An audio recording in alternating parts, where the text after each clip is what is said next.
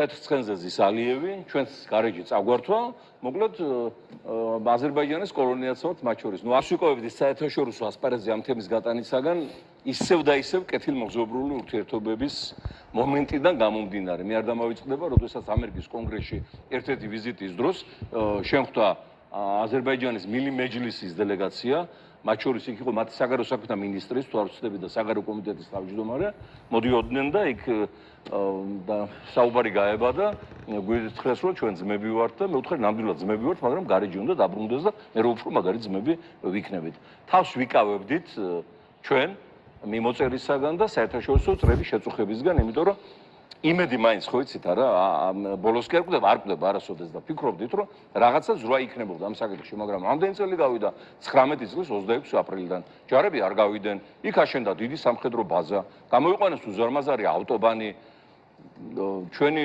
ღვთისმსახურები, ტურისტები ვერავინ იქით ვერ გადადის, არავითარი რეაქცია არ მომხდარა ხელისუფლებიდან, არ ყოფილა სადემარკაციო კომისიის ხდომები, არავითარი დათმობის განცხადებები და ნიშნები აზერბაიჯანული მხრიდან არ ჩანს პირიქით, ამბობენ რომ ეს არის ჩვენი ალბანური კულტურის ძეგლი, მემკვიდრეობით ჩვენ გვეკუთვნის, ალბანური კულტურის ძეგლი როგორ არის, ახლა მე ერთხელ მithქოს, ალბანეთის სახელმწიფო, სამეფო დაიშალა მე-5 საუკუნეში.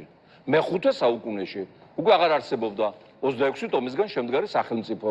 და ეს არის მე-6 საუკუნის ძეგლი დავით გარეჯელმა ააშენა და მე მიდიოდა ახალი კომპლექსების მშენებლობა და იქ არის შემორჩენილი სწორედ ის უნიკალური პორტრეტები თამარ მეფის, ლაშა გიორგის, დემეტრე თავდადებულის უნიკალური, ნუ ის ბერთუბანი კომუნისტების დროს წავიდა და გასაგებია რომ საზღვრიც იქით იყო, მაგრამ ჩიჩხიტური, აღდგომის მონასტერი, უდაბნოს მონასტერი, ეს იყო ჩვენი იურისდიქციის ქვეშ, მაგრამ იყო სადაო ტერიტორია.